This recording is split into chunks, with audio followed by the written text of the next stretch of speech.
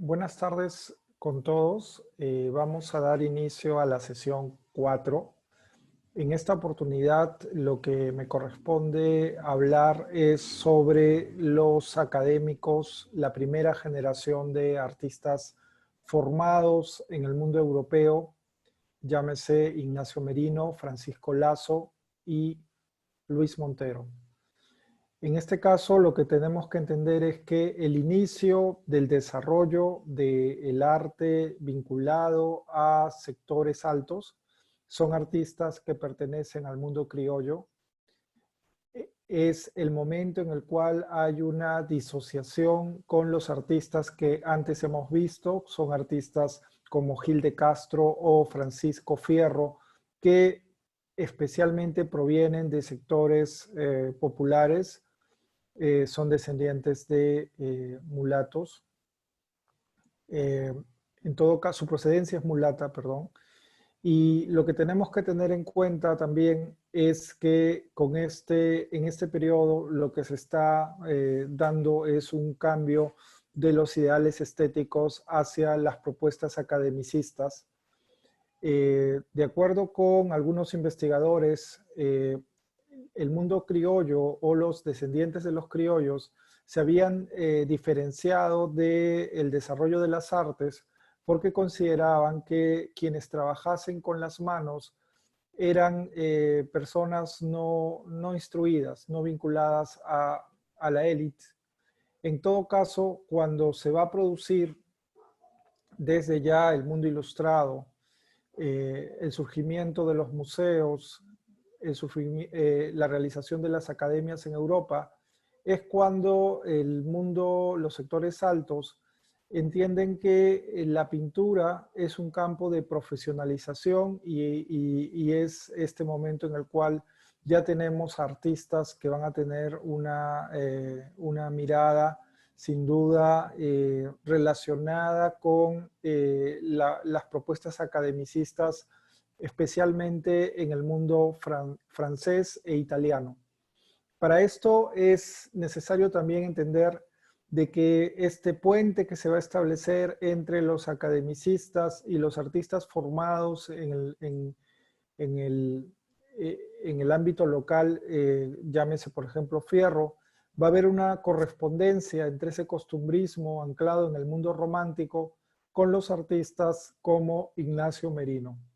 Voy a mostrarles una presentación para que ustedes puedan ver un poco las imágenes y yo les voy comentando algunos de los puntos que son necesarios destacar para la presente sesión.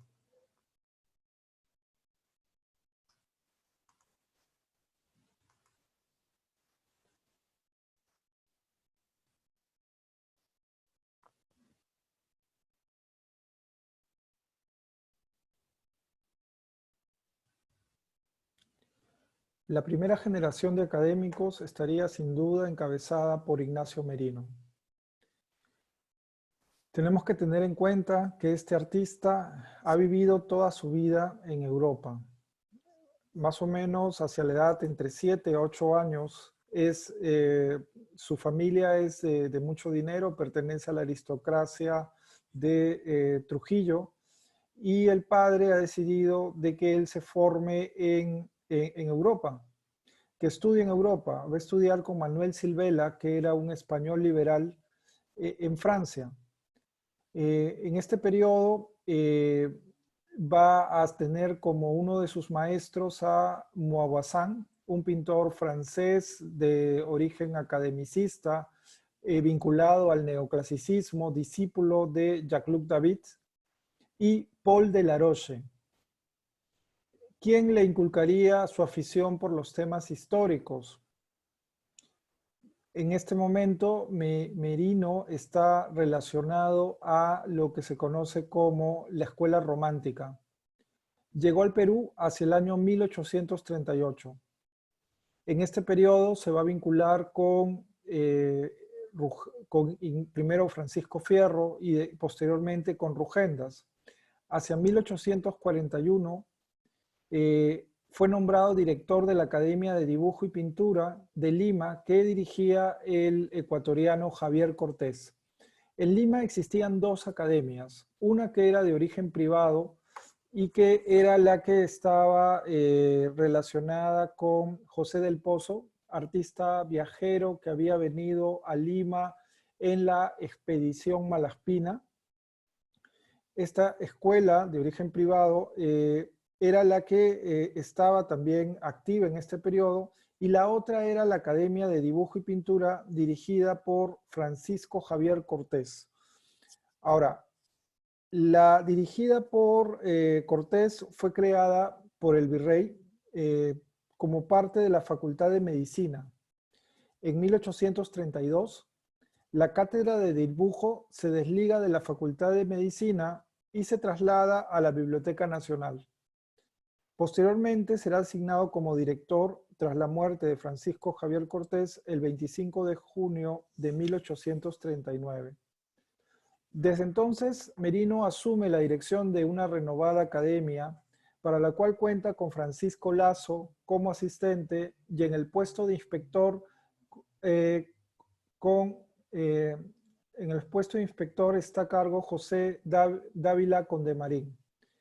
Se instituye la enseñanza gratuita y los horarios son flexibles para la academia. Pueden ir 3 veces a la semana. Decir academia es bastante, es decir mucho, ¿no? Porque en realidad era una escuela de dibujo donde funcionaba en 2 salones en la Biblioteca Nacional. Sabemos que contaba con 80 alumnos aproximadamente.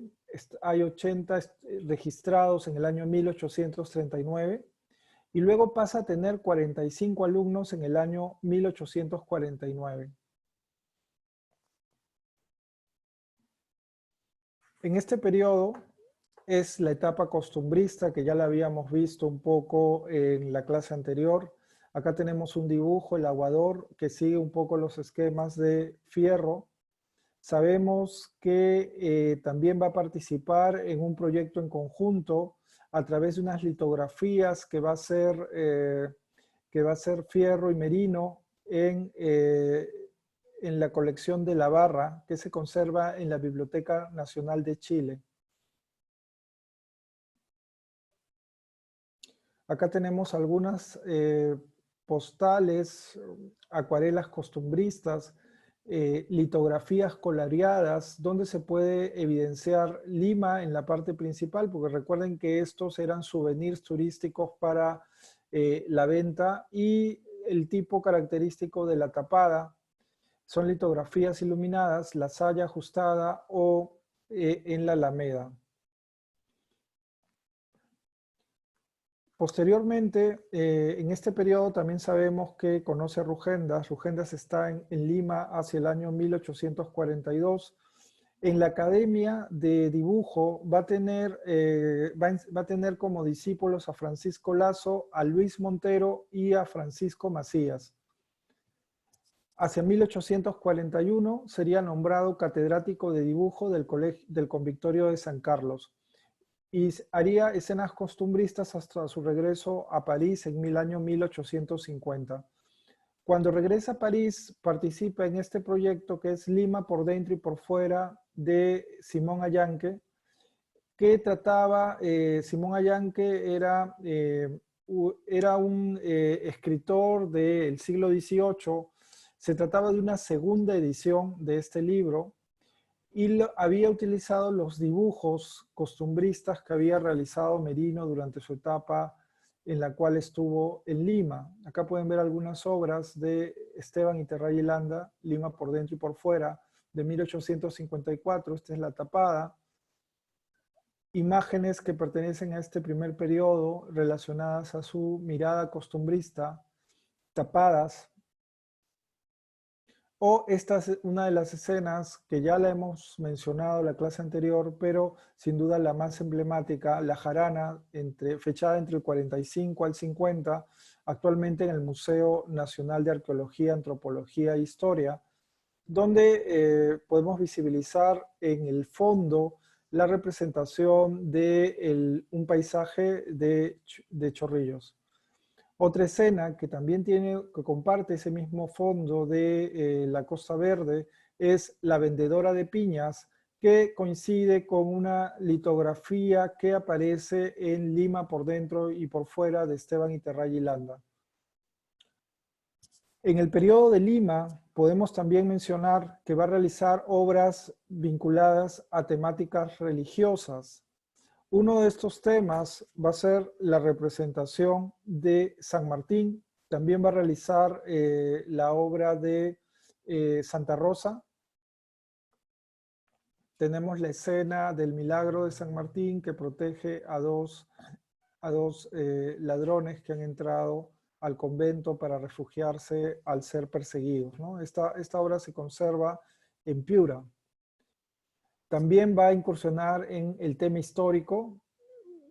Hay dos obras que podemos relacionarlas al tema histórico. El ingreso del presidente Luis José Orbegoso a Lima del año 1842, donde vemos cierta relación con escenas como el carnaval de Juan Mauricio Rugendas, por los elementos en movimiento dentro de la composición.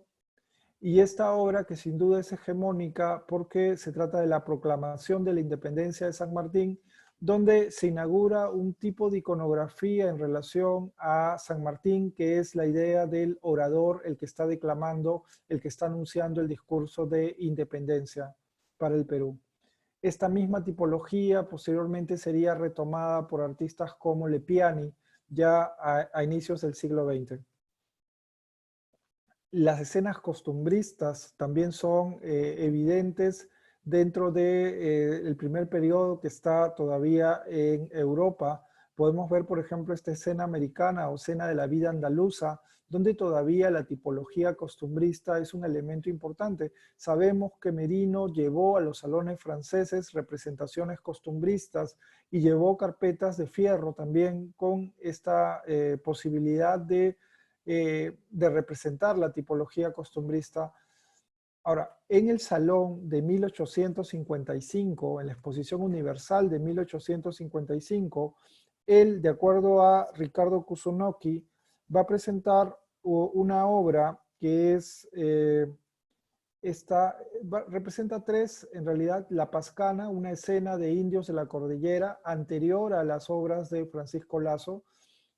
Otra es la representación de Cristóbal Colón y su hijo que reciben hospitalidad en el convento de la Rábida. Y esta escena que es Retrato de Francisco Macías de 1855, donde vemos en un fondo neutro a uno de sus discípulos más cercanos y que en ese momento se encontraba formándose en Europa. No conocemos la escena de Pascana, no sabemos qué tipo de representación tenía.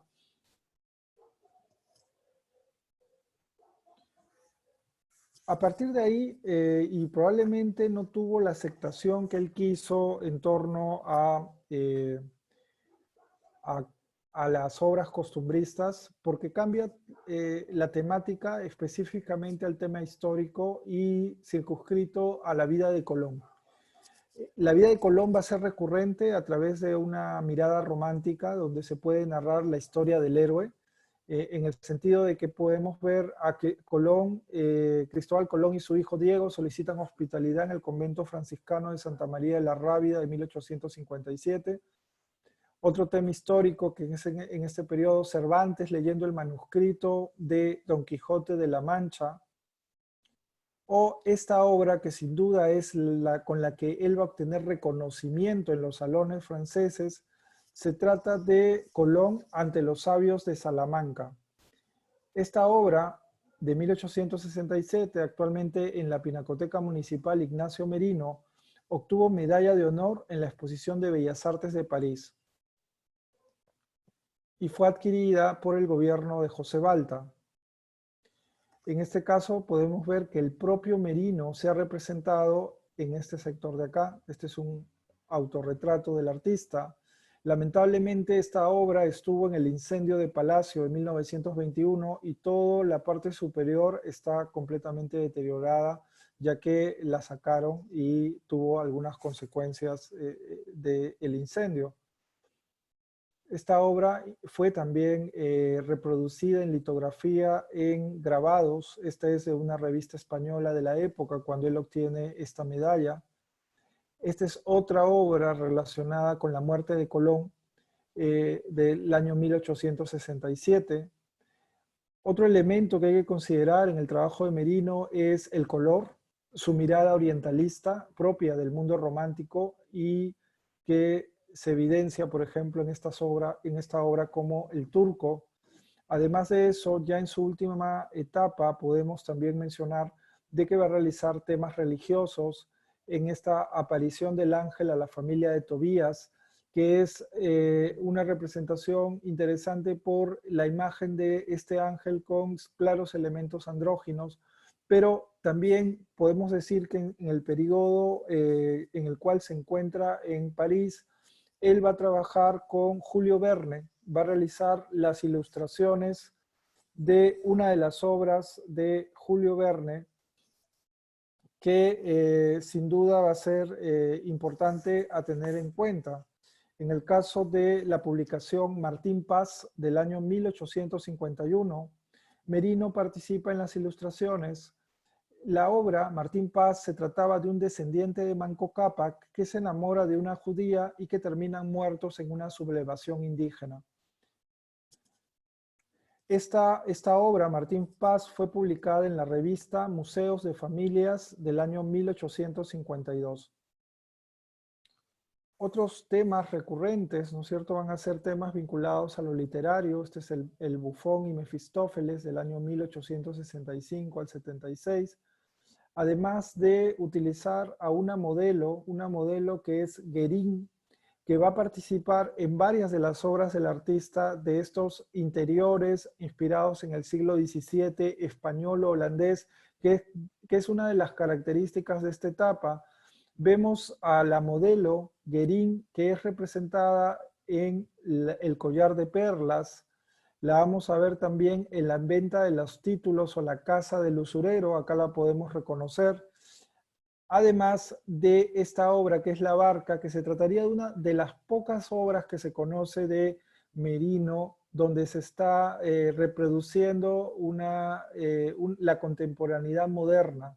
Por lo general, las obras de Merino en su primera etapa están relacionadas al costumbrismo, ligado un poco a la influencia de Fierro, de Rugendas, pero en su segunda etapa, por lo general, tendía a la historicidad del siglo XVII en interiores holandeses y españoles, pero esta obra también aparece la modelo Guérin para poder ver una de sus últimas obras, que es La Cocotte, donde aparece la joven, ¿no es cierto?, en relación a la locura.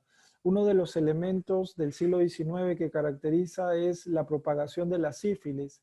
La sífilis produjo en mucha gente la locura, estados de locura, ¿no? Entonces, la representación de esta modelo marcaría estas pautas y probablemente sea uno de sus amores que, que pudo representar a través de sus obras. Otras obras de este periodo, El fraile pintor y sus críticos, 1865, La apertura del testamento de 1864, y acá lo podemos ver, es un interior con el traje español, podemos reconocer la gorguera, podemos ver el traje negro. Los monjes cantando frente a un facistol de 1861.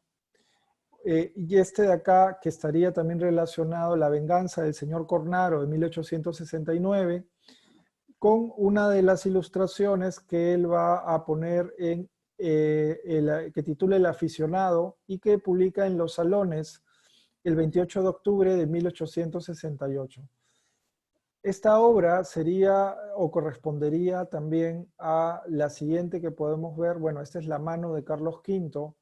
Hay otra obra que es importante y que lamentablemente se quemó y que está en relación a esta obra, que es La venganza del señor Cornaro, que es una obra que se quemó en el incendio de Palacio de Gobierno. En este caso, la obra estaba relacionada también con La venganza de Cornaro, donde lo que se rescataba era la posibilidad de construir espacio y sensación de volumen en la imagen. Incluso varios artistas jóvenes como Efio realizaron una copia de esta obra, ¿no? Lamentablemente desaparecida. Este es uno de sus últimos cuadros, se trata de La mano de Carlos V en 1874, y esta obra, que es Hamlet, es la que participa en el Salón de París del año 1872. La obra aparece reproducida en la publicación de Juan Manuel Ugarte Errázuriz, Ignacio Merino y Francisco Lasso. En todo caso, es bastante apreciada en los salones franceses. La crítica la vincula un poco al trabajo de Eugène Delacroix, que también tenía este mismo tema, pero incluso mencionan que el Hamlet de Merino ha superado al Hamlet de Delacroix.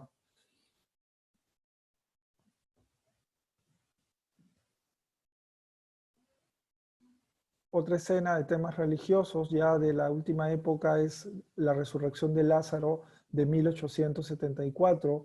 Vemos una escena de movimiento todavía no terminada, no concluida.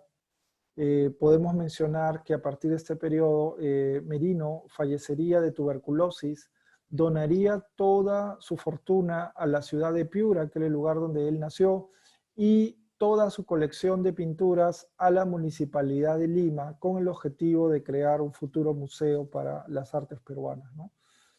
Es sin duda uno de los artistas que engloba ese paso entre la propuesta costumbrista del medio local con la mirada del academicismo romántico que ya se está dando en el medio local a partir de él y a partir de la creación de esta academia de dibujo que va a formar a los artistas más destacados de mediados del siglo XIX, llámese Montero, Lasso o Macías, ¿no?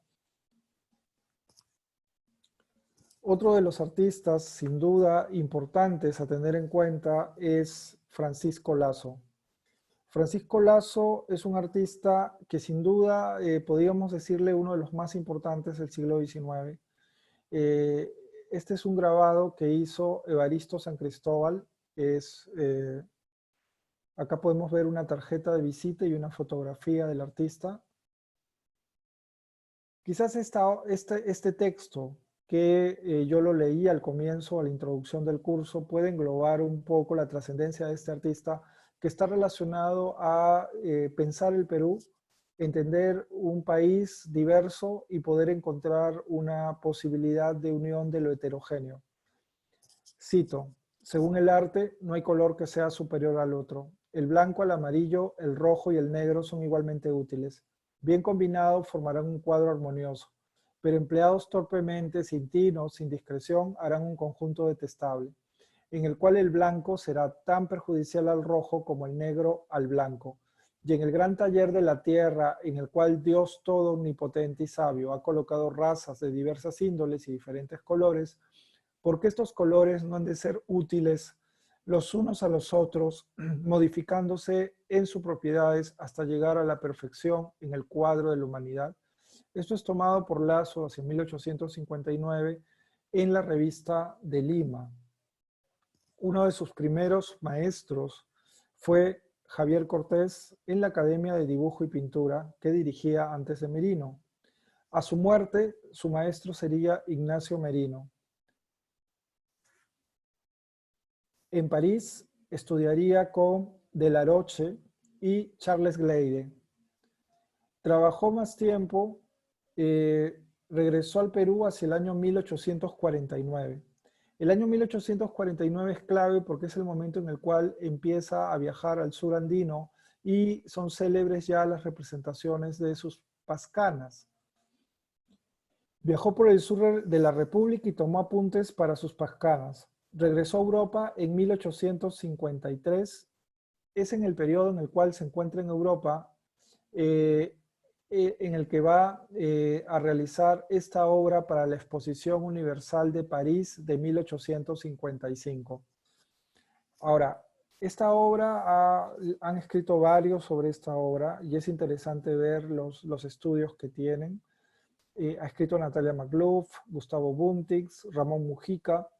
Una de las características de Lasso es la construcción ideológica de sus personajes.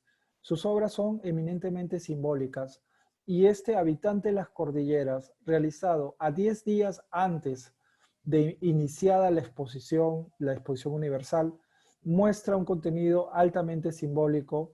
En París se le vio como el indio alfarero. No se le reconoció y se dijo incluso qué clase de señores son los que se encuentran en la ciudad del Perú, si podemos ver a la representación de este indio de esa magnitud en la cual la representa el pintor Lasso. Incluso quisieron comprar esta obra, pero Lasso no quiso venderla. Pero acá lo que podemos ver es la representación de un indígena, pero un indígena simbólico o alegórico visto a través de un proceso de larga duración. Podemos reconocer al indio del pasado a partir de la cerámica moche. De acuerdo a Francisco Stasny, es la primera vez que un artista peruano reconoce el sentido estético de un ceramio del Perú antiguo y lo muestra al mundo bajo esa mirada. El pasado del indio visto a través de la cerámica moche, el presente del indio a partir de la contemporaneidad de un traje costumbrista visto a través de lo que él pudo ver a partir de su viaje en 1849 al sur andino. Pero lo que queda de singular también es la representación de este rostro que está sombreado y donde vemos una figura de un indígena que termina teniendo barba, cosa poco usual para los indígenas que por lo general son lampiños, y que nos aludiría a un futuro de ese indígena. Ahora, este cuadro fue, algunos referentes relacionados a estas obras serían los grabados que aparecen de ceramios precolombinos. Acá pueden ver una conopa que representa temas vinculados a cerámica del Perú antiguo y que salen en Mariano Eduardo de Rivera en Antigüedades Peruanas, publicado hacia el año 1851. Estas son algunas ilustraciones que aparecen en la prensa francesa. Sin duda el cuadro tuvo una gran repercusión en la crítica francesa. Esta es una caricatura.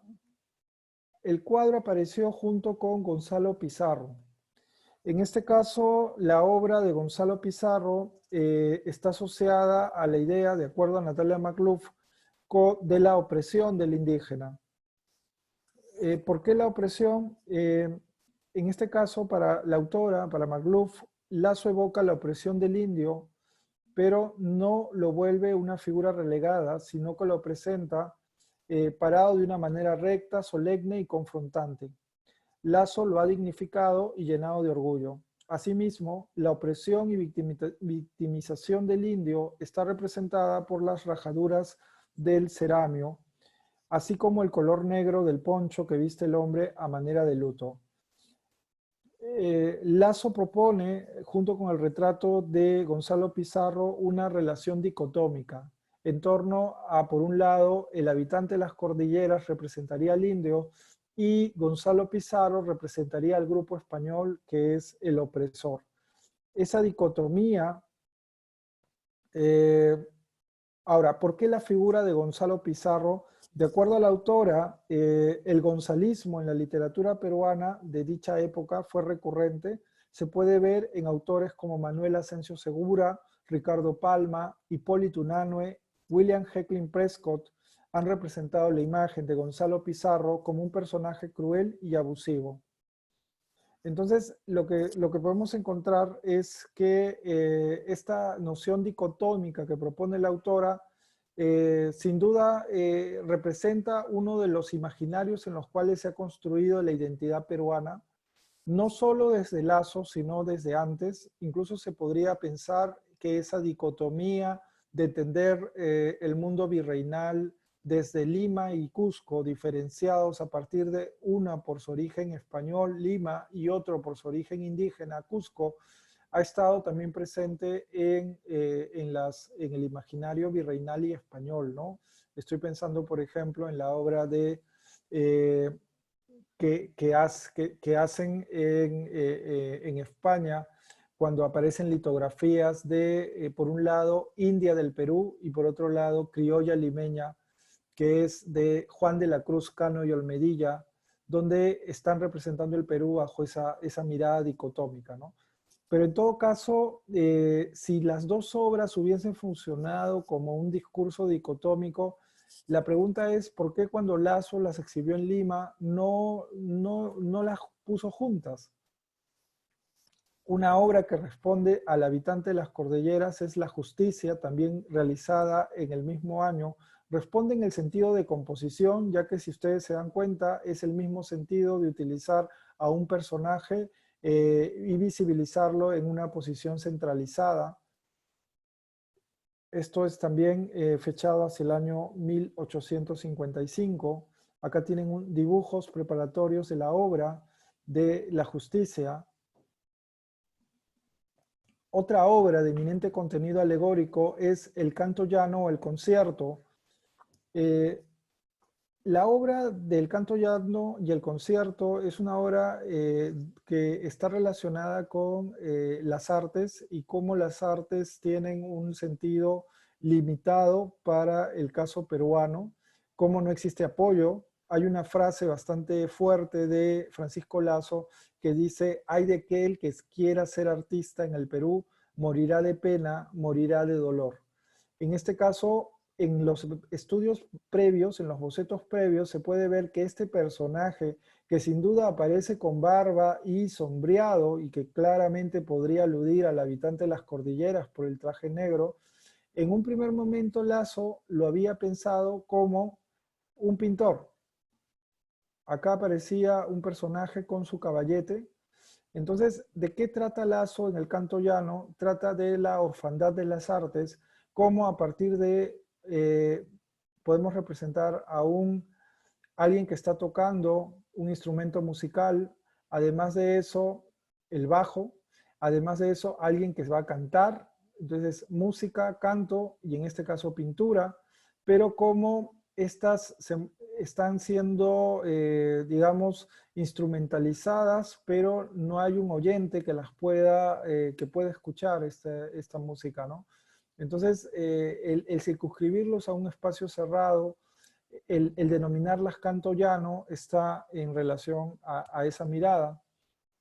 Esta sería una de las primeras obras relacionadas a las escenas de Pascana. Este es un boceto, se conserva en la Pinacoteca del Banco Central de Reserva, fechado hacia 1850. Lo interesante es cómo hay determinadas tipologías en Lazo que son recurrentes a partir de sus obras. Al parecer, él dialoga entre una obra y otra. Si ustedes se fijan en esta Pascana o Descanso en la Cordillera, vemos a este grupo de 3 indios descansando y ese grupo, acá tienen un boceto, pero justamente del personaje principal del primer plano, pero acá vemos la representación en ese segundo plano de este grupo de 3 indios. Además de eso, podemos visibilizar la representación del ceramio moche, esta vez ya partido, que estaba en el habitante de las cordilleras. Esta Pascana de las Cordilleras se encuentra realizada hacia 1859 y está en colección privada. Acá tienen un boceto de esta Pascana. Es un dibujo que se conserva en el Museo de Arte de Lima. Y la última, que es el Arabicu o Contador de Historias de 1868, que se conserva en Palacio de Gobierno. Para esta obra, Lazo tiene bocetos de la obra. Este es un de pequeño formato, pero lo he agrandado para que ustedes puedan visibilizar un poco el estudio previo. Él utilizó fotografías para la construcción de sus personajes. Esto también está en el Museo de Arte de Lima, pero son donde el propio Lazo se representó con Chullo y con Poncho. Acá lo podemos ver con, en la misma posición que aparece en el personaje que se encuentra en este sector de acá, si lo podemos visibilizar, ¿no? Entonces, esa necesidad de entender el país y de encontrar soluciones a una heterogeneidad y diversidad en cuanto a la identidad, Lazo sentía de que sus obras eran la posibilidad de enunciar ideas, ideas simbólicas relacionadas con el país. Otra obra de claro contenido simbólico es la escena de El entierro del mal cura. El entierro del mal cura trata de la representación de este sacerdote que tuvo amores con una doncella y que al final terminó enloquecido y cercenando la pierna, el húmero de la pierna de la joven para realizar una quena y tocar el yarabí infierno aterrador. Vemos cómo los ángeles están escoltando el cortejo fúnebre, donde vemos a los indios que están acompañando ese cortejo fúnebre y frailes del lugar, pero vemos también a estos demonios que son las representaciones. Y acá también Lazo juega con esta idea de la o sea, la idea de abrir un cuadro para al mismo tiempo darnos dos miradas. Los ángeles parece que van en dirección hacia la cima y por tanto esta cúpula reconoce como si fuese un lugar sagrado o una representación religiosa, o sea, un espacio sagrado, probablemente el cementerio. Claro, pero por otro lado, de esta cueva están saliendo estos demonios en actitud de danza. La pregunta es, el cortejo fúnebre, ¿dónde va a dejar al sacerdote que ha pecado? ¿Va a ser con los demonios o van a ser protegidos y escoltados para ser llevados hacia el lugar sagrado? Entonces, esta idea de abrir una obra es muy interesante en la obra de Lazo y refleja un poco que Lazo nos permite una doble interpretación para sus obras en cuadros pensados, ¿no? Pensados ideológicamente con un contenido abierto. Eh, Denostar el celibato, ¿no es cierto? Criticar las costumbres de clérigos en los Andes peruanos, ya era desde Guamán Poma un elemento recurrente, ¿no?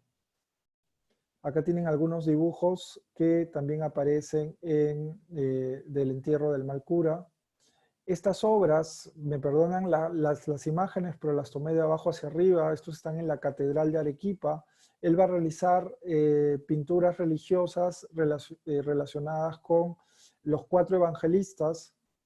Acá pueden ver 2 y estas 2 de acá también están en la catedral. Y también en la cuestión del tema costumbrista podemos mencionar esta obra que es La Lavandera de 1865 al 76 y vemos cómo es una visualización de una joven que está tendiendo su ropa. Además, esta escena también que es la escena de mujeres limeñas prestas a bañarse en la playa de Chorrillos.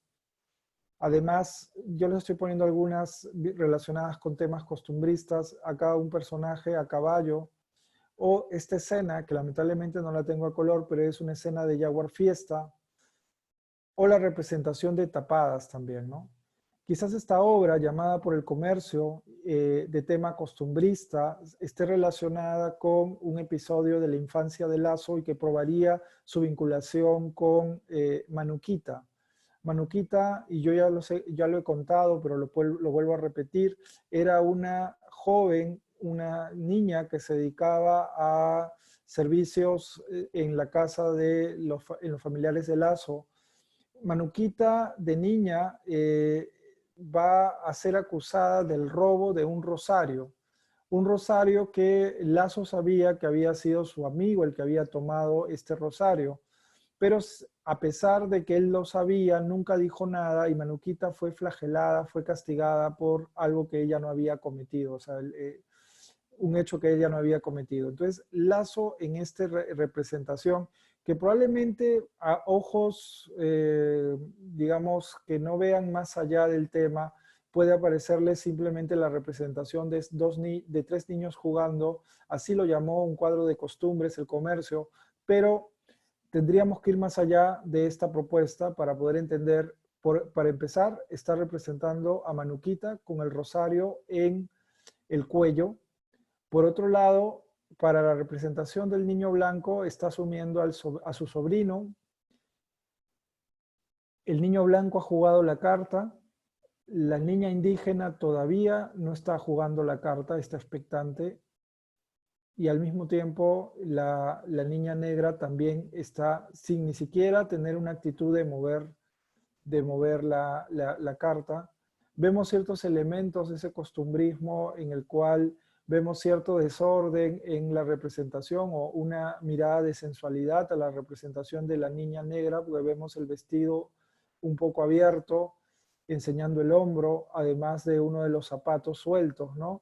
Eso contrasta con la representación de este joven niño bien vestido y bastante ordenado, ¿no? Entonces, es interesante cómo Lazo nos remite a partir de una escena de tres niños que están jugando toda una mirada en torno a lo que es el Perú en su diversidad.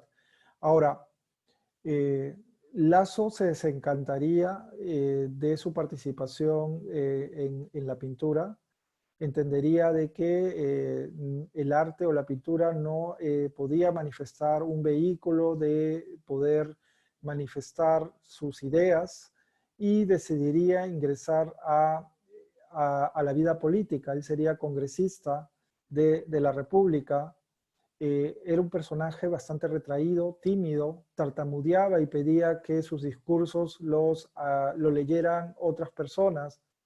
Y le tenían como seudónimo, le decían el canario parlante, básicamente por la idea de que no podía expresarse bien. Otro tema recurrente en la obra de Lazo es la representación de su esposa. Acá pueden ver una fotografía de Manuela Enríquez de Lazo. Esto lo muestra Flores Arauz en Cultura Peruana. Manuela Enríquez de Lazo acompañaría y sería una musa inspiradora en varias de sus obras. A Manuela Enríquez de Lazo la podemos ver representada a partir de Santa Rosa de Lima. Acá vemos un retrato de Manuela Enríquez hacia el año 1858. Este de acá es de 1860. Acá lo vemos junto con Lazo, próximos a realizar su viaje hacia 1860. Entonces, es recurrente la representación de su esposa en varias de las obras de Lazo y también en las imágenes como el rostro de Santa Rosa es tomado de Manuel Enríquez de Lazo. Acá pueden ver un dibujo. Este dibujo se lo regaló la propia Manuel Enríquez a Teófilo Castillo. Algunos retratos, Felipe Pardo y Aliaga, importante difusor del costumbrismo limeño, y sin duda esta obra que es una de las obras más emblemáticas de Lazo, realizada hacia 1864 y que manifestaría su posición política y su participación. Lazo es un artista que participa en la vida pública, es hijo de Benito Lazo, y de acuerdo a Carmen McEvoy, pertenece a la generación de 1848, a la construcción del proyecto civilista de Pardo, y en ese sentido lo que tenemos es que esta generación se enfrenta a la construcción de esta república. Hay un sentido de responsabilidad moral muy fuerte en la generación de Lazo, y sin duda esta obra es bastante importante. Está estudiada por Ramón Mujica, y lo que se manifiesta en esta obra es la representación de América.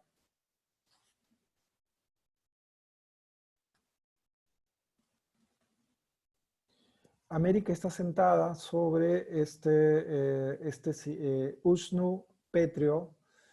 Además tenemos la representación de la Marianne francesa con los colores rojiblancos alusivos al mundo peruano. La reconocemos por el gorro frigio. El rostro de la Marianne francesa de Lazo es Manuela Enríquez de Lazo. Luego tenemos la representación de las repúblicas. Las repúblicas que se han reunido en Lima para decidir los destinos de América frente a la invasión europea, que por un lado está invadiendo México y por otro lado está invadiendo las islas de Chincha en España, perdón, en Lima, en el Perú. Tenemos la representación de México, que fue una de las obras, y acá vemos el boceto que terminó, o sea que no, fue la última en realizarse, pero vemos que está siendo carcomida o está siendo atacada por esta águila en relación a la águila bicéfala de los Austrias, de los Habsburgo, vinculada a Maximiliano de Austria, que era el que invadía México en ese momento. Y luego tenemos la representación de Bolívar por este lado y San Martín por el otro, además de la representación alegórica de los países latinoamericanos. Argentina, representada por lo blanco y lo celeste, mirando a San Martín. Chile, con el color azul. Perú, con el rojo y blanco, además de elementos relacionados con el mundo inca. Y Ecuador. Posteriormente acá podemos visibilizar a Colombia, a Venezuela, y estas 4 alegorías todavía no identificadas, ¿no? Lo que nos propone, en este caso, la obra de Mujica, nos habla sobre la relación que existiría en torno, él lo dice, del alfarero civilizador al artesano insurgente, el trasfondo político de un lienzo de Francisco Lazo, en Imágenes Transgredidas, que es un libro publicado por el Fondo Editorial del Congreso. Mujica nos habla de que en este periodo, en el arte, había un grupo de artesanos que se sublevaron a mediados del siglo XIX en torno a la importación de manufactura extranjera. También menciona de que Lazo fue escogido por el gremio de los artesanos como su representante al Congreso, además de que el taller de Lazo se encontraba en una calle que era específicamente relacionada con los artesanos. En ese contexto, él vincula al habitante de las cordilleras como una obra relacionada al contexto peruano en donde había una necesidad de encontrar en el artesano su posibilidad de vincularse al desarrollo del país y no ser sin duda estigmatizados y rechazados por la importación de obras. La continuidad de una tradición artesanal que debía ser recuperada en Perú con el apoyo de una república civilizada, aunque en la práctica sus gobiernos indiferentes al desarrollo de las artes y la industria del país fuesen aún bárbaros. Esto es importante tener en cuenta porque también Mujica menciona que está implícita en la obra de Lazo la idea de progreso, es decir, es un mensaje reivindicador, contestatario, si era leído dentro de los debates de los reclamos políticos de los artesanos de la Lima del año 1850. La prosperidad futura de su nación en base al retorno, al renacimiento de las artes manuales y de la industria nacional del Perú. Un emblema nacional que encarnaba la agenda pendiente cultural y social del gremio de los artesanos que Lazo identificaba con las tecnologías civilizadoras y redentoras del hombre prehispánico. Ahora, esa obra del habitante de las cordilleras es sin duda uno de los antecedentes de esa preocupación social de Lazo y cómo lo evidencia a partir de la representación del ceramio.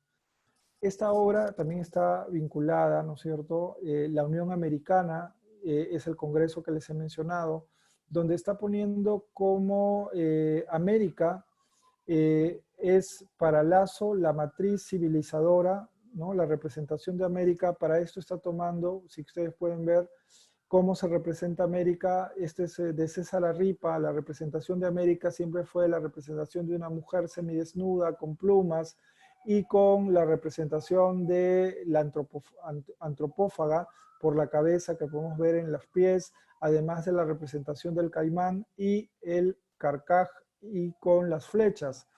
Pero sin duda la imagen de César Arripa se confronta con la imagen de Lasso porque la representación de esta América completamente fuerte no tiene los elementos de antropofagia como la representación del caimán o la cabeza, está poniendo su pie sobre el mundo. Acá vemos una representación del mundo y sí tiene el carcaj y tiene las flechas detrás en la espalda, y la imagen es mucho más fuerte, mucho más sólida, ¿no? Hay una representación incluso del color de la piel de América, un color de piel no necesariamente blanco, sino más mestizo, y lo que podemos visualizar, ¿no es cierto?, es cómo a partir de América y a partir de sus representantes, estas alegorías simbólicas, se construye un relato político ideológico de defensa y de unión a América frente a la invasión europea. Este congreso, que reunió a los representantes de América en el año 1864, trata de Lasso interpretar la voluntad suprema de los pueblos de América. A partir de esta pintura se plantea un nuevo imaginario revolucionario de las repúblicas soberanas representadas como la Liga Americana, Asamblea de Pueblos Libres o incluso como una amenazante alianza defensiva. Lo interesante es cómo Lasso utiliza el glorioso pasado indígena como constructor cultural, ¿no? Porque en realidad el elemento central es América y en torno a América giran las demás imágenes. Ahora, otra cosa también es que Curret pidió a Lasso que esta obra fuese pasada a tarjeta de visite y le pidió los derechos exclusivos para su reproducción. Algunos detalles que podemos ver de esta representación de la Unión Americana, elementos que sin duda están relacionados con esculturas incas, como las que podemos ver acá. La imagen de Manuela Enríquez de Lasso, recurrente en varias de las obras importantes de Lasso, acá la vemos como la Marián Francesa o como Santa Rosa de Lima. Otra cosa que hay que tener en cuenta es cuando él escribe el aguinaldo para las señoras del Perú, cuando justo está becado por el gobierno de Echenique. Él tuvo dos viajes a Europa, uno costeado por su familia, por su hermana, y el segundo becado por el gobierno de Echenique. Escribió este texto criticando a la sociedad peruana y a sus costumbres bajo el seudónimo El varón de poco me importa. Se tituló Aguinaldo para las señoras del Perú y fue publicado por El Comercio en abril de 1855. El texto, escrito con sarcasmo y de tono irreverente, provocó muchas críticas por parte de la sociedad peruana.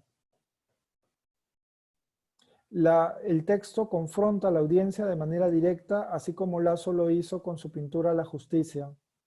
Asimismo, compara esta obra, por ejemplo, cuando fue congresista, tuvo bastantes críticas diciendo de que él había incluso siendo becado hablando mal de la sociedad peruana y de la educación que se le daba a los niños en este periodo, ¿no? A mediados del siglo XIX habrá un rebrote de la corriente hispanista. Bartolomé Herrera será uno de los principales representantes de esta corriente, que proponía una defensa y justificación de la conquista.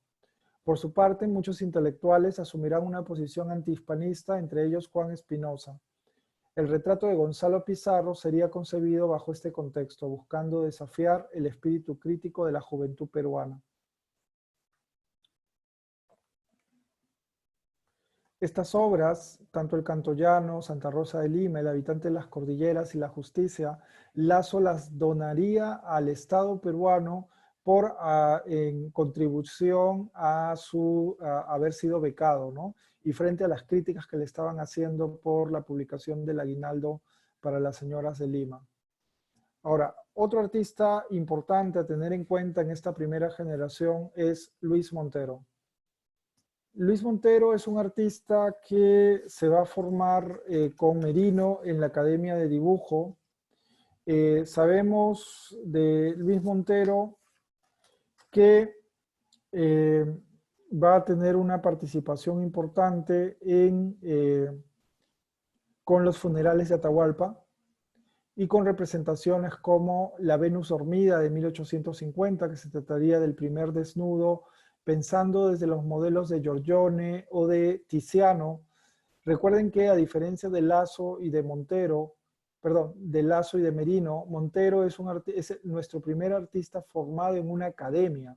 En el caso de Lasso y de Merino, ellos están formando a partir de talleres de pintores como De la Roche pero no, o Moabazán, pero no es el caso de otro artista que sí pertenece a una academia de bellas artes, que es la Academia de Florencia. Además de que se trata de nuestro primer becado. Es Ramón Castilla el que le va a conceder una beca de estudios para formarse como artista al haberle realizado un retrato en miniatura al presidente, ¿no? Esta obra se trataría del primer desnudo en el arte latinoamericano, específicamente relacionado a la representación de la virginidad perdida. Vemos que la joven desnuda está con una flor marchita que estaría aludiendo a esta idea de la pérdida de la virginidad, ¿no? Otras obras de su primer periodo que destacan es el Perú Libre, una representación alegórica donde se visibiliza la imagen de la bandera peruana vista a través de la vestimenta rojo, blanco y verde y rojo. Vemos también cómo ha roto las cadenas, vemos la representación del caduceo y la pintura, las artes liberales y el comercio en símbolos relacionados con la idea de progreso. En un principio, Montero pensaba pintar la imagen de una joven india que estaría muy relacionada con la representación de América. Montero cambiaría por la representación masculina de la imagen del Perú Libre. Además de eso, le pondría plumas y vemos cómo el rostro del representado es completamente ajeno, ¿no?, a la imagen de un indígena, ¿no? Él ha preferido la representación de un personaje con claros rasgos fenotípicos blancos, ¿no? Montero realizaría 3 viajes a Europa. El primero, becado por el gobierno de Ramón Castilla. El segundo, realizado por el gobierno de Rufino Echenique. Y el último le realizaría por su cuenta, ¿no? Estos son de su primera etapa. También va a realizar La matanza de los inocentes, claramente academicistas. Predomina el dibujo en la obra de Montero, el estudio de los clásicos el arte del Renacimiento. Vemos la preferencia de la composición en profundidad de espacio.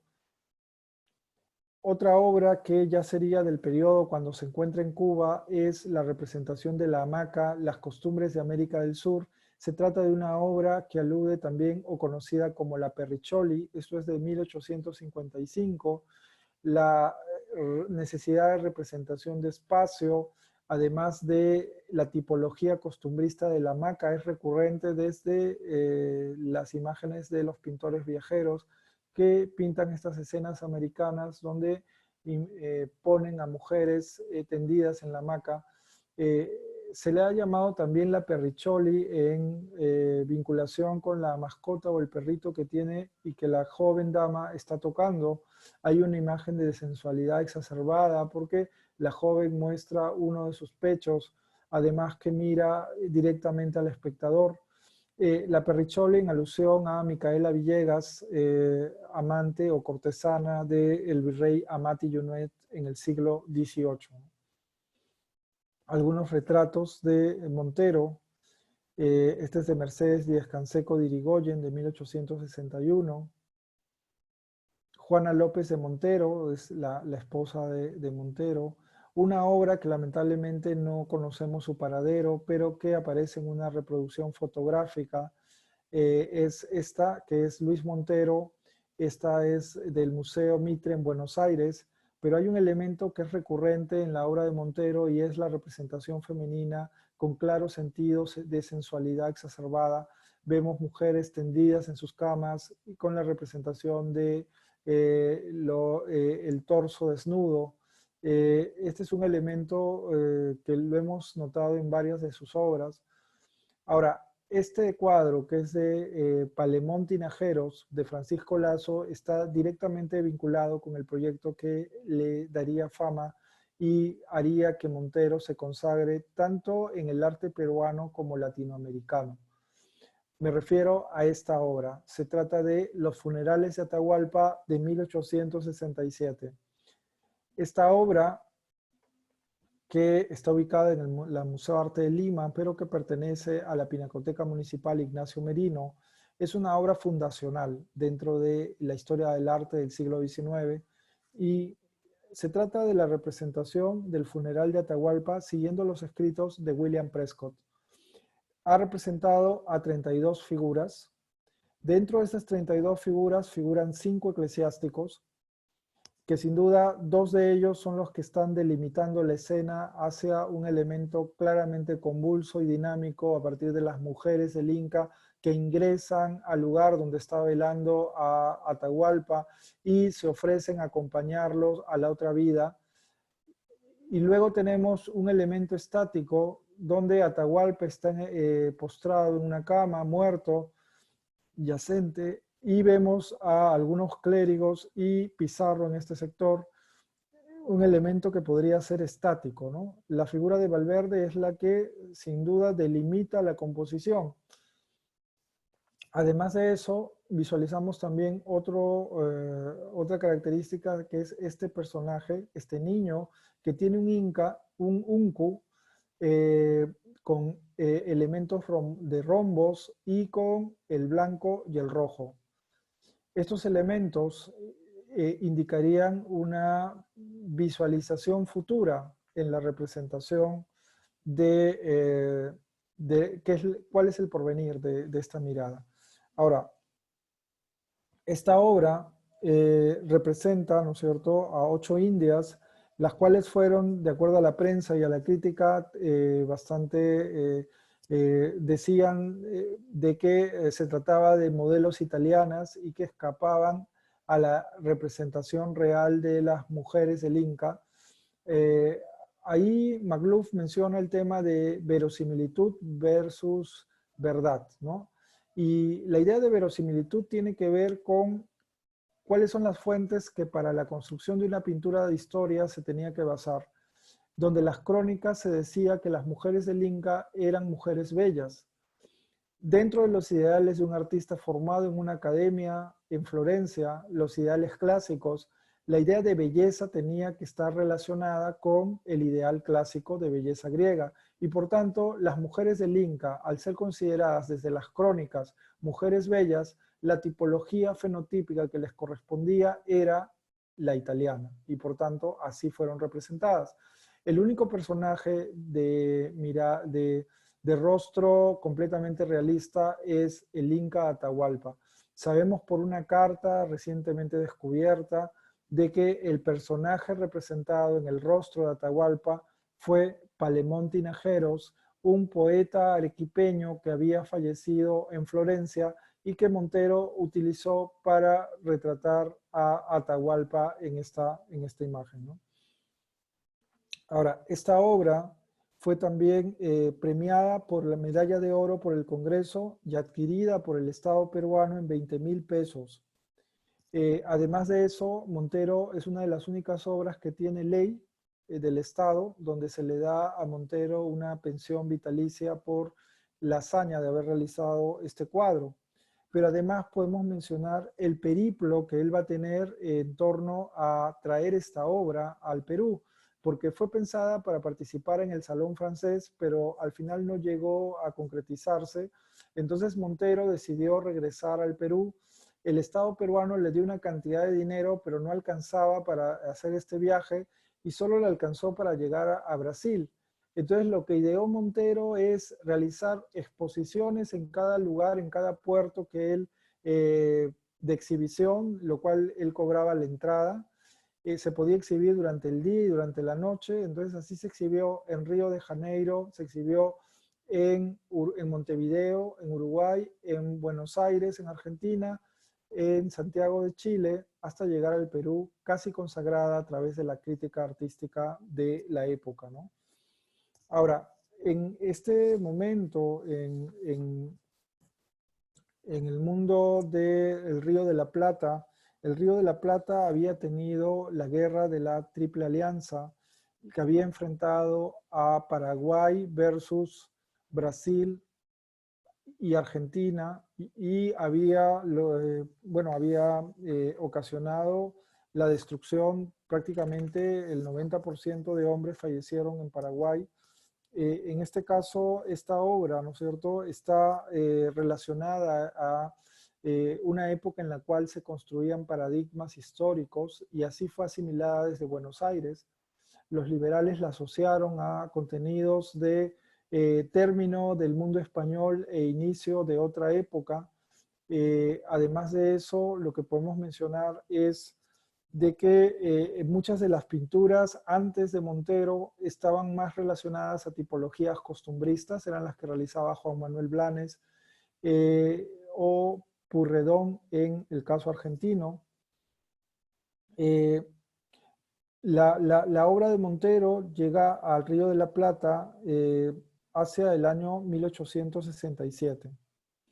Eh, Era una época, ¿no es cierto?, donde se moría a partir de la epidemia del cólera y esa era una metáfora de la situación política en ese momento.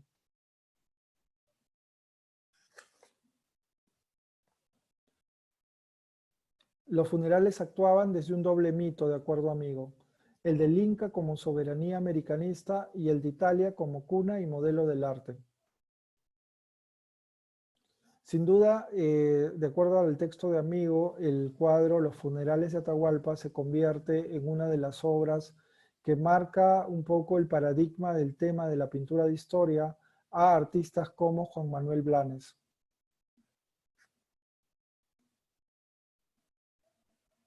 Fue el domingo 13 de octubre de 1867 que comenzó la exhibición de los funerales de Atahualpa en el foyer del Teatro Solís. Ya llevaba una campaña publicitaria de 6 meses donde anunciaban su aparición. Ahora, uno de los relatos biográficos de un artista decimonónico, uno de los primeros relatos, es el que justamente va a realizar Vicente Quesada hacia noviembre del año 1867. Luis Montero, pintor peruano de la Academia de Florencia. Esto fue publicado en la revista de Buenos Aires en el número 54. En esta versión de Quesada narra la vida del pintor peruano, menciona un poco los datos biográficos, el hecho de que Castilla le diese la beca para estudiar en Italia, donde se menciona que le dio 500 fuertes de pensión anual por los 2 años. Luego también se menciona algunas de las obras que no se conocen, por ejemplo, que realizó una Magdalena para demostrar en este primer periodo lo que había estudiado y que estuvo expuesta en la Academia de Florencia y tuvo mucha acogida entre los asistentes. También lo ya conocido como que el Perú Libre, la Venus Dormida y la Degollación de los Inocentes y la Mendiga y su hijo, cuadro que se conserva en el Banco Central de Reserva, fueron de esta primera etapa. Luego que hacia 1847 regresó a Lima y que es consciente que aún su formación como artista no se encontraba completa y obtiene la beca del presidente José Rufino Echenique, pero lamentablemente antes de que terminase su formación con esta beca, es derrocado Echenique y por tanto suspendida la beca. Sería el comerciante francés establecido en Piura, el señor Petit, quien le facilitó fondos para su regreso a América. Es en ese regreso a América donde va a estar en Cuba. Ojo que Cuba era una colonia española todavía, dependiente de la metrópoli española, y ahí es donde realiza La Limeña en la Hamaca. Esto le da una buena reputación en la prensa y es comprada por el conde de Fernandina, quien a la vez le encarga La Ninfa de Almendares y La Virgen de la Purísima. Lamentablemente no sabemos cuál es el destino de estas obras. iba a tener varios clientes y fortuna en este periodo. Hay una idea romántica que Quesada construye dentro del aparato, dentro de la vida de Montero, ya que la fortuna termina siendo la ruina del artista porque se la presta a un amigo que hace malos negocios y termina después en la miseria. Y luego menciona cómo realiza los funerales como una forma de consagración laudatoria de su periplo vital. Hacia 1861, en Florencia, pinta el cuadro Puede más la naturaleza que el arte y la juventud de Metastasio, ambas adquiridas por el ministro Mesones. El gobierno, una vez que había realizado los funerales, le va a enviar 3.000 francos, pero aquello solo le alcanzaba para viajar hasta el Brasil. El obstáculo le obligó a exhibir el cuadro por dinero para poder costear el viaje de regreso. En su parada en Brasil fue bien acogido por la familia real y los ministros del imperio, mientras los diarios de Río de Janeiro le prodigaban elogios. La siguiente parada fue Montevideo, ciudad que también lo acogió con entusiasmo, antes de embarcarse a un vapor para por fin arribar a tierras peruanas. Montero se enfrenta a otra dificultad. En el vapor no había sitio para su cuadro. Llega a Buenos Aires y lo exhibe en el salón de los señores Fusoni y Maverov. Ahora, es interesante cómo la propuesta liberal de Montero, o sea, la propuesta de los liberales argentinos, asocian este cuadro al término del mundo español, ¿no? Pero sin duda, no, lo que aluden no es tanto al término del mundo español, sino es a la idea de que lo español está relacionado con la opresión y el fin del mundo inca.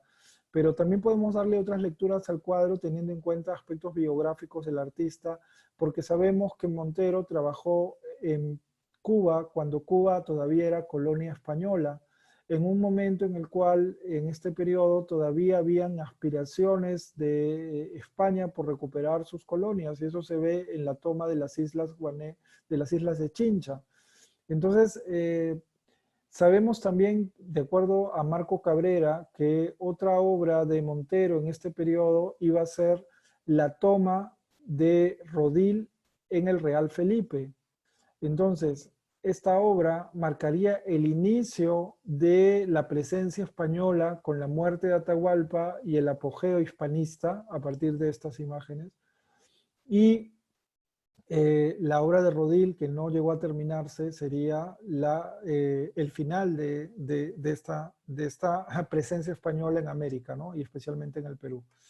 Esta obra va a tener un contenido hegemónico indispensable. Hasta ahora constituye un cuadro que está en un lugar privilegiado en el Museo de Arte de Lima y sin duda tiene este imaginario bastante reproducido en billetes durante el siglo XIX. Acá podemos ver un cuadro de Juan Manuel Blanes, Susana, que es la modelo que aparece en una de las imágenes de Montero. Sabemos también que Luis Sablich hizo una postal de los funerales de Atahualpa hacia 1912. Fue reproducido en un mate para el Museo Nacional por Mariano Inés Flores, un matero de la zona de Huanta. Fue billete durante el siglo XIX, hacia 1874, 1879 y 1900, además de reproducido en una de las portadas donde se toma una obra de José Efio y que aparece en Mundial hacia 1920. Otras escenas de tema histórico del mundo latinoamericano, podemos mencionar lo de Pedro Américo en la batalla de Abaí de 1872 a 77, ya son posteriores a los funerales de Atahualpa, y lo que marcaría es la repercusión de este cuadro histórico en el imaginario latinoamericano. De Víctor Meirelles, la batalla de Guarapés de 1879. También de Meirelles, la primera misa en Brasil. Moema del 65 al 66 en el Museo de Arte de Sao Paulo, de Rodolfo Amedó, El último Tamoío de 1883, de Leandro Izaguirre en el caso de México, El suplicio de Cuauhtémoc, Ramón Mahuazán en la captura de Caupolicán de 1854. Son algunas de las imágenes relacionadas a pintura de historia en el mundo latinoamericano. De Benjamín Franklin Rawson repartiendo pan en la cordillera, Salvamento de la Cordillera de 1855. De Pidiliano Pueyrredón, Juramento de la Bandera por el Ejército de Belgrano, del 13 de febrero de 1813. Esta obra que ya les he mencionado es Susana en el baño, o La casta Susana, que es un modelo que toma Blanes. Probablemente tuvieron una modelo en común que fue reproducida tanto en los funerales como en esta obra de Juan Manuel Blanes. El Cabildo Abierto del 22 de mayo de 1810. También de Blanes, La revista de Rancagua, o Sorpresa de Zancala, de 1844, o esta obra que es también sin duda emblemática para el arte argentino, Un episodio de la fiebre amarilla de Buenos Aires del año 1871. También La Paraguaya, que habla un poco del final de la guerra entre Paraguay y cómo a la representación alegórica de Paraguay, ¿no?, es vista a través de esta joven descalza y completamente abatida en torno a la desolación del campo de batalla, ¿no? Sin duda, una bibliografía recurrente para estos trabajos serían lo de Gustavo Buntix, del habitante de las cordilleras al indio alfarero, la tesis de Marco Iván Cabrera, que también yo les he puesto un link donde ustedes pueden ver una presentación que él hizo en las charlas que hizo la Biblioteca Nacional en el verano, donde habla un poco del concepto de de justo medio, que era un poco la temática de pintura de historia que estaba desarrollando Montero en los funerales. La tesis de Natalia McLuff, sin duda, es un trabajo interesante sobre la creación de la imagen del indio en el siglo XIX. También yo les he puesto un discurso sobre categorías raciales en la propuesta de Natalia McLuff. El rostro del Inca, raza y representación en los funerales de Atahualpa, de Luis Montero, donde se visibiliza a través de esta carta la presencia de Palemón Tinajeros, y un texto que es de Cecilia Méndez, Incas sí, indios no, en torno a los apuntes del nacionalismo criollo en el Perú. Ahora, es importante mencionar, y me permito llegar de nuevo a los funerales, que esta obra es fundacional y El habitante de las cordilleras es también fundacional porque en la plástica peruana es en el primer momento en el que aparece la tipología del indio, su diversidad y su problemática.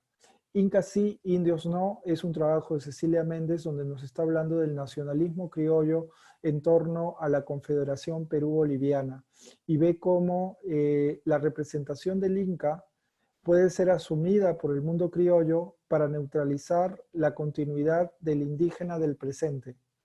Entonces, si ustedes se dan cuenta, Lazo y Montero son, a través de sus pinturas, sea El habitante de las cordilleras o Las Pascanas, o Los funerales de Atahualpa de Montero, inauguran la visualización de la representación entre el Inca o la representación del indio. Lazo está más relacionado a la imagen del indio y su contemporaneidad futura. En el caso de Montero, el discurso es más de anulación de lo inca por la sucesión de lo español y la continuidad criolla. Este discurso en donde se ha diferenciado, por un lado, lo indio y por otro lado, lo inca, ha sido recurrente en el imaginario peruano del siglo XX. Podemos ver imágenes incaístas a través de la obra de Teófilo Castillo con la marcha del Inca o el saqueo del Coricancha. En Francisco González Gamarra también es recurrente el imaginario incaísta. En Elena Iscue, a través de estas ilustraciones, tomando el Perú antiguo, a partir de Fernando de Cislo también. Y las representaciones indigenistas o vinculadas a la contemporaneidad del indio del presente estarían relacionadas con artistas como José Sabogal y su escuela, donde buscan una continuidad desde el pasado hasta el presente a través del arte popular, que sin duda será un tema que vamos a ver posteriormente, ¿no?